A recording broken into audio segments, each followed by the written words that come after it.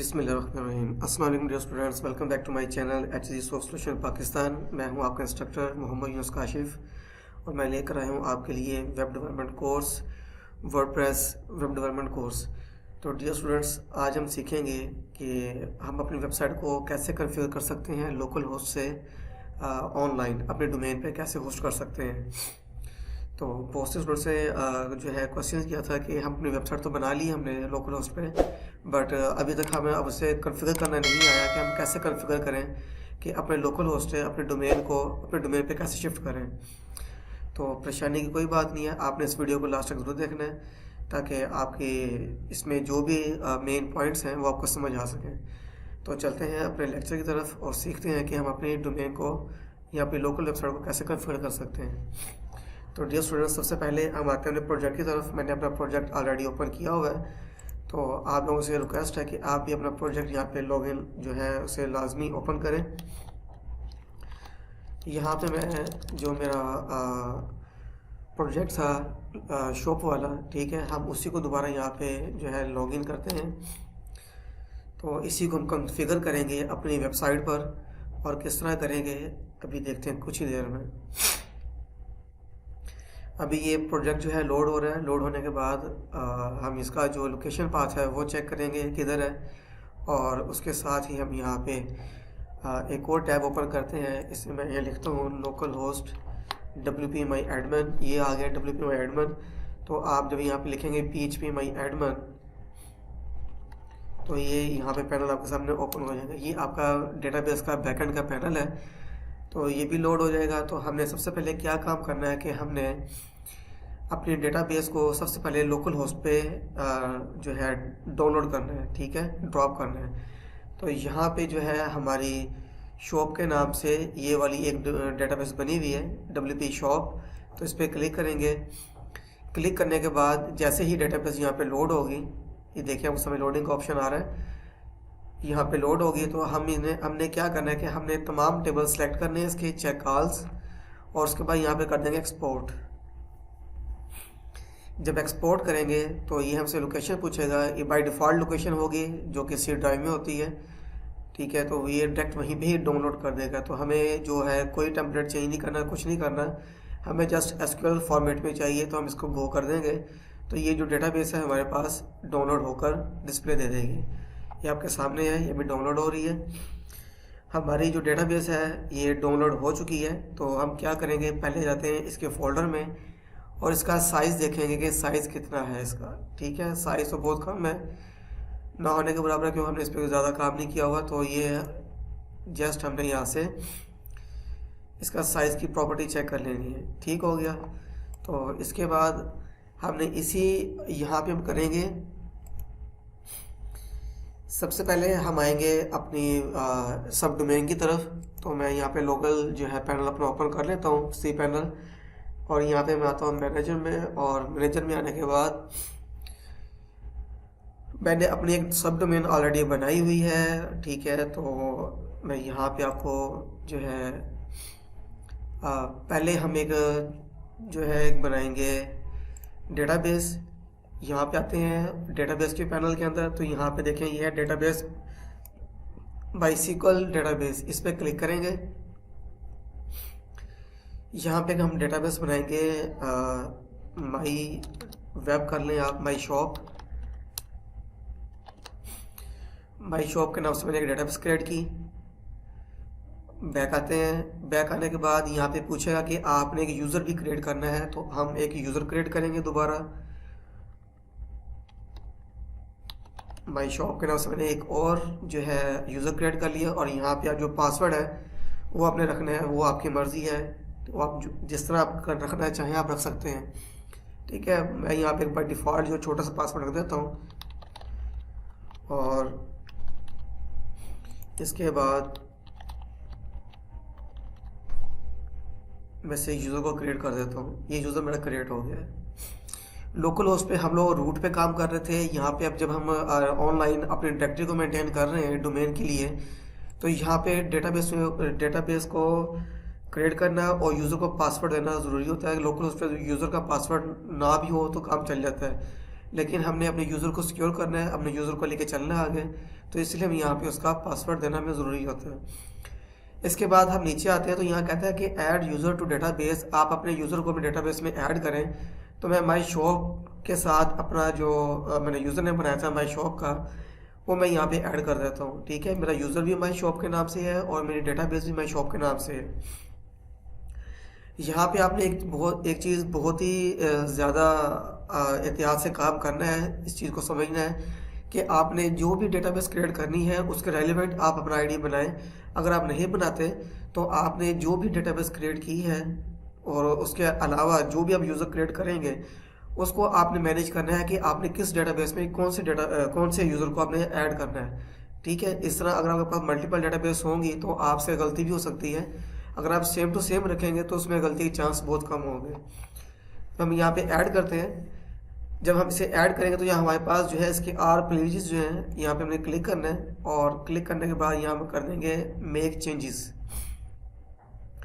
यहाँ पर सारे लिंक्स की सेटिंग हो जाएगी, इसके जो प्रिविलेजेस हैं आपस में कनेक्टेड हो जाएंगे। और हम यहाँ करेंगे गो टू बैक आने के बाद हमने क्या करना है कि हमने अपने डेटाबेस हमारी यहाँ पे क्रिएट हो चुकी है। तो हम क्या करेंगे कि यहाँ पे सबसे पहले माई शॉप का जो डेटाबेस का नेम था इसको हम कॉपी करेंगे और कॉपी करने के बाद आप अपने एक लोकल होस्ट अपने सिस्टम पे एक जो है फोल्डर क्रिएट कर लें या अपनी एक फ़ाइल क्रिएट कर लें। तो यहाँ पे आप सेव कर दें WP डेटाबेस। ठीक है, वो आपको पता होगा कि डेटाबेस का क्या नाम है, ये डेटाबेस का नेम है और यही यूज़र है।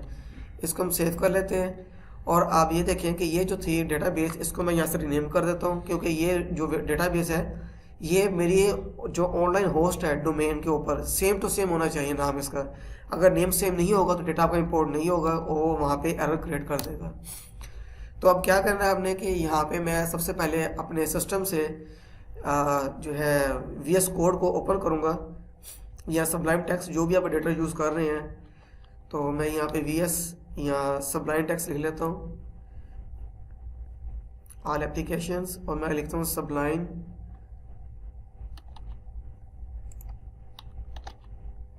किधर गया, ये आ गया सबलाइम टेक्स्ट। इसे मैं ओपन कर लेता हूँ। ओपन करने के बाद यहाँ पे मेरे पास जो ऑलरेडी ये कनेक्टेड है मेरी डायरेक्टरी, यहाँ पर मैं यहाँ से डेटाबेस को उठा के इधर ड्रॉप कर दूँगा। ड्रॉप करने के बाद अब यहाँ हमने क्या चीज़ चेक करनी है कि हमने सबसे पहले देखना है कि हमारे लोकल होस्ट पे जो डेटा हमारे जो लोकल होस्ट का नेम था हमने वो चेंज करना है। ठीक है, तो यहाँ पे फाइंड करूँगा मैं। फाइंड में क्या था कि यहाँ में चेक करना है local host HTTP local host. ये देखिए आपके सामने नाम आ गया यहाँ पे लोकल होस्ट 8079, ये मेरी पर्सनल पोर्ट थी। ठीक है, यहाँ पे WP शॉप के नाम से मैंने वेबसाइट बनाई हुई थी। तो ये देखें आपके सामने फाइंड हो गई है। अब मैंने क्या करना है कि जो मैंने अपनी सब डोमेन बनाई थी, ठीक है, मैं यहाँ पे उसको जो है लोड करता हूँ। सब डोमेन को मैंने बनाई थी डेमो के नाम से, demo.mod2rush.com, ये मेरा डेमो था। इस पर हमने यहाँ पे लोड करना है डोमेन को। तो मैं इसे कॉपी करता हूँ। कॉपी करने के बाद यहाँ पे मैं इसे रिप्लेस करूँगा।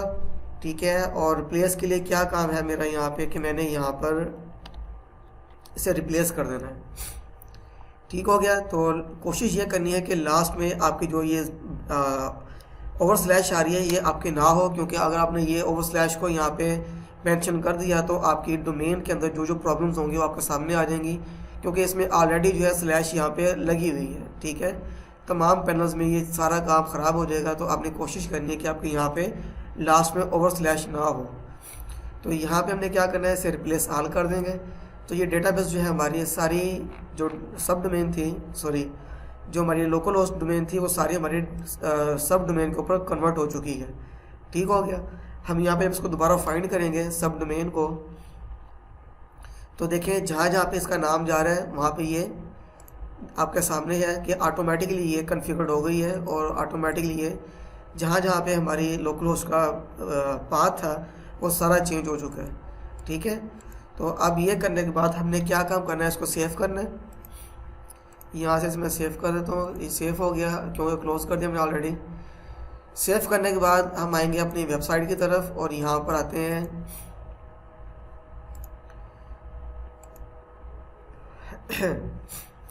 यहाँ पे आके हमने अपने डेटाबेस को अटैच करना है। तो हम क्या करेंगे कि मैंने यहाँ पे जो लोकल होस्ट डेटाबेस डाउनलोड की थी, तो मैं अब यहाँ पर अपनी जो मेन डेटाबेस है वेबसाइट की उस तरफ आता हूँ। तो यहाँ देखें, यहाँ PHP माई एडमिन, यहाँ पे मैं डेटाबेस क्रिएट की है। तो ये PHP एडमिन जो है ये हमें पाथ देगा कि यहाँ पे हमारे सर्वर की सारी जो लिंक पाथ है, जो भी कॉन्फ़िगरेशन सारी यहाँ पे मौजूद है। तो आपके सामने है, ये देखें कि ऑनलाइन जो हमारा cPanel है वो ये चल रहा है, ठीक है, उसका ये लोकल होस्ट है। और इस तरह सारा जो उसका जो डेटाबेस की टाइप है हमारी वो ये है, ठीक है, और ये यूनिक्स के नाम से हमारी सॉकेट है। और ये सारे जितनी भी इसकी डेटाबेस की कॉन्फ़िगरेशन है सर्वर की, यहाँ पे हमारे पास शो हो रही है। तो आप यहाँ देखिए लेफ्ट साइड पे, तो आपके पास ये जो हमने डेटाबेस क्रिएट की थी वो यहाँ पे मौजूद है। अब यहाँ पे हमने इंपोर्ट पे क्लिक करना है और यहाँ से डेटाबेस को हम इंपोर्ट करेंगे। जब डेटाबेस को इंपोर्ट करेंगे तो बहुत ही आसान तरीका है इसको अपलोड करने के लिए। तो मैं जाता हूँ यहाँ पर डाउनलोड में, ये मेरी डेटाबेस थी, इसको मैं ओपन कर लेता हूँ और यहाँ पे आके मैं इसको जस्ट गो कर देता हूँ। ये डेटाबेस यहाँ पे सक्सेसफुली अपलोड हो चुकी है, ठीक है। आप यहाँ देख सकते हैं आपकी पूरी डेटाबेस यहाँ पे जो है लोकल होस्ट से आपकी ऑनलाइन सर्वर पे कन्वर्ट हो चुकी है। अब यहाँ पर हमने एक और आसान सा काम करना है कि हमने अपने लोकल पाथ के ऊपर, जो लोकल पाथ है हमारी वेबसाइट है ये वाली, ठीक है, शॉप के नाम से वेबसाइट थी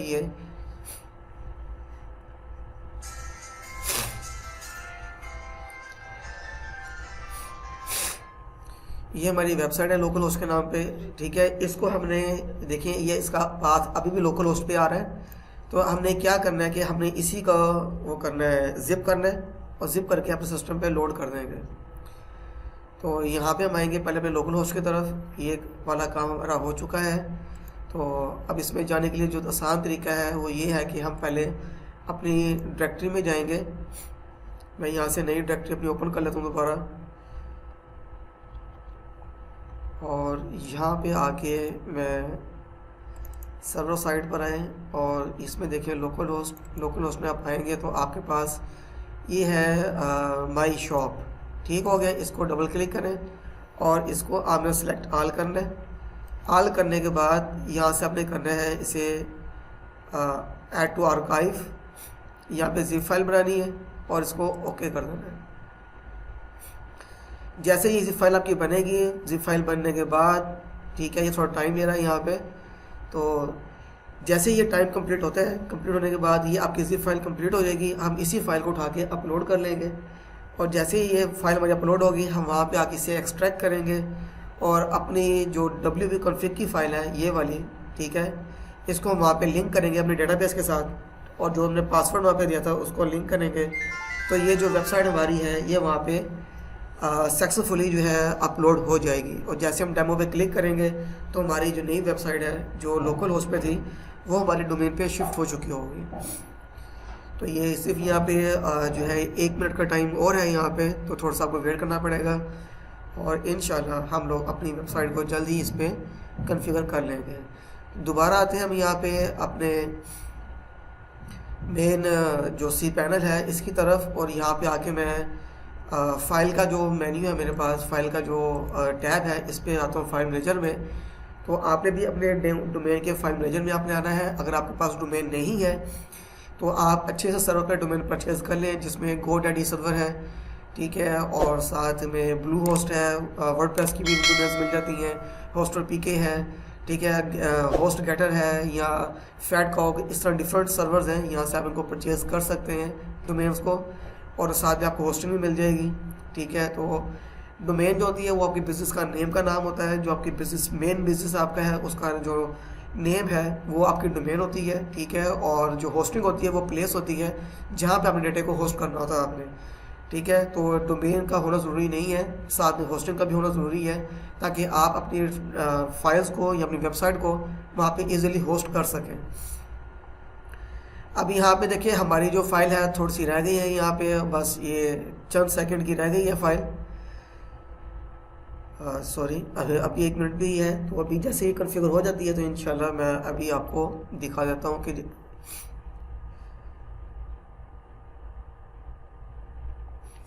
हम यहाँ पे आते हैं। जब तक ये हो रही है हम इधर आते हैं अपने पब्लिक जो फोल्डर हमारा है इस पर आते हैं और यहाँ पर डोमेन पे हम क्लिक करते हैं। ये हमारा डेमो था, यानी कि ये हमारी डोमेन के साथ ही हमारा फोल्डर क्रिएट हुआ था इसकी डायरेक्टरी में। तो हमने इसी जगह पे इसको अपलोड करना है, तो ये बस हो गया। इंतज़ार की घड़ियाँ ख़त्म और आप अपने लोकल होस्ट से इंशाल्लाह आप अपने जो मेन सर्वर है वहाँ पे आप जंप कर जाएंगे। तो ये क्रिएट हो चुकी है, तो हम क्या करेंगे, यहाँ पे अपलोड करता हूँ, अपलोड, सिलेक्ट फाइल, और ये फ़ाइल जहाँ मेरी क्रिएट हुई है मैं वहीं से दोबारा जो है उठाऊँगा, क्योंकि ये मेरी लोकल डायरेक्टरी में थी। तो मैं यहाँ पे जाऊँगा दोबारा htdoc, और यहाँ पे आके मेरे पास देखें ये है माई शॉप, और ये उसकी फ़ाइल जो हमने क्रिएट की है। ये फ़ाइल यहाँ पे अभी लोड हो जाएगी। यहाँ पे सर्वर थोड़ा टाइम लेता है, तो थोड़ा सा आपको वेट करना पड़ेगा, और ये फ़ाइल सक्सेसफुली यहाँ पे लोड हो जाएगी। आप यहाँ पे जो फ़ाइल है मिनिमम आपकी होस्टिंग पे जो स्पेस होती है वो होती है 100 MB की। मेरे पास होस्टिंग जो है वो ज़रा अच्छी वाली है, तो इसलिए मेरे पास 150 MB स्पेस अवेलेबल है कि मैं 150 तक यहाँ पे मिनिमम फ़ाइल जो अपलोड कर सकता हूँ। मेरी फ़ाइल का साइज़ जो है वो इस वक्त ये है 45.63 है। तो ये यानी कि 45.63 MB की फ़ाइल है मेरी। तो ये अभी भी लोड हो जाएगी। तो लोकली वैसे जो आम फाइल होती है वो 100 MB तक आप फाइल अपनी लोड कर सकते हैं। अभी ये फ़ाइल आपकी अपलोड हो रही है, तो आप देखें कि जिस तरह भी मैंने आपको इस वीडियो में इस कॉन्फ़िगरेशंस के बारे में सिखाया है, बताया है, तो आपने इसको बहुत ही अच्छे तरीके से देखना है। अगर आपको समझ ना आए फिर देखना है, 2 से 3 बार लाजमी देखें ताकि आपको अच्छे से अंडरस्टैंड हो जाए कि आपने लोकल होस्ट से अपने डोमेन पे अपने डेटे को या अपनी वेबसाइट को कैसे शिफ्ट करना है। तो डियर स्टूडेंट्स, यहाँ देखें बहुत अच्छे तरीके से ये सक्सेसफुली हमें मैसेज दे दिया है कि 100% अपलोड हो चुकी है, और नीचे लिंक आ रहा है गो बैक। तो मैं यहाँ पे क्लिक करूँगा, गो बैक टू डेमो। मैं अपने डेमो में दोबारा वापस आ जाऊँगा। ये मेरे पास वेबसाइट जो है लोड हो चुकी है। अब मैं यहाँ पे से करूँगा एक्सट्रैक्ट करना है हमने यहाँ पर। तो यहाँ में पूछता है कि आपने डेमो में एक्सट्रैक्ट करना है। मैंने कहा यस, मैंने डेमो में एक्सट्रैक्ट करना है। आपने जो भी डायरेक्टरी बनाई होगी उसी में एक्सट्रैक्ट करना है, और बहुत अच्छे तरीके से करना है। इसको समझना है कि छोटी सी स्लैश की वजह से भी आपकी जो वेबसाइट है वो दाएं से बाएं हो सकती है। तो आपने दाएं बाएं नहीं जाना, और आपने अपना पाथ चेक करना कि आपका जो पाथ था वो डेमो था, तो हमने डेमो के अंदर ही इसको जो है एक्सट्रैक्ट करना है। यहाँ कर दें एक्सट्रैक्ट फाइल्स। तमाम फाइल्स जैसे ही एक्सट्रैक्ट होंगी, ये तमाम फाइल्स यहाँ देखें एक्सट्रैक्ट हो चुकी हैं। ठीक है, इसको आप क्लोज़ कर दें। तो ये फ़ाइल जो है आपकी यहाँ पे अभी जब हम इसको दोबारा रिलोड करेंगे यहाँ पर, तो ये फ़ाइल देखें हमारे यहाँ पे डेमो के अंदर सक्सेसफुली रिलोड हो चुकी है सारी। ये देखें कि आपके पास ये डेमो का पाथ है पब्लिक, और इसमें ये फ़ाइल लोड हो चुकी है। अब यहाँ पे भी गो करें तो उसी ही में दोबारा आप वापस आ जाएंगे। आपको एक बार फिर करके दिखा देता हूँ मैं कि देखें यहाँ पे हम आते हैं। तो मैं यहाँ पे दोबारा वापस आता हूँ पब्लिक फ़ोल्डर में। पब्लिक में मैं वापस आऊँगा, इधर देखिए मैं अपने मोटोरश पब्लिक यहाँ डबल क्लिक करता हूँ, तो ये डेमो, और डेमो में देखिए मेरी फ़ाइल यहाँ पे लोड हो चुकी है। जब फाइल लोड हो चुकी है आपके पास, तो आपने यहाँ पे बहुत ही जो चीज़ है समझने वाली वो ये है कि आपने सबसे पहले अपनी जो कॉन्फ़िगरेशन की सेटिंग है इसको आपने सेट करना है। एडिट करेंगे इस फाइल पे आकर, तो यहाँ देखते हैं इस फाइल में हमारे पास ये डेटाबेस का नाम था और ये लोकल रूट था, और यहाँ पासवर्ड नहीं दिया हुआ हमने, तो ये इसे हम चेंज करेंगे। तो इधर हम आते हैं डाउनलोड्स में, और देखिए मैंने यहाँ पे जो फाइल क्रिएट की थी ये वाली, इसमें डेटाबेस का नाम था। इसको कॉपी करते हैं, अपने सर्वर पर आएंगे और यहाँ मैं डेटाबेस का नाम रिप्लेस कर देता हूँ, और जो मेरा यूज़र था वो भी सेम नाम से था, और जो पासवर्ड था वो यहाँ मैंने दिया था admin@786, और मैं इसको सेव कर देता हूँ।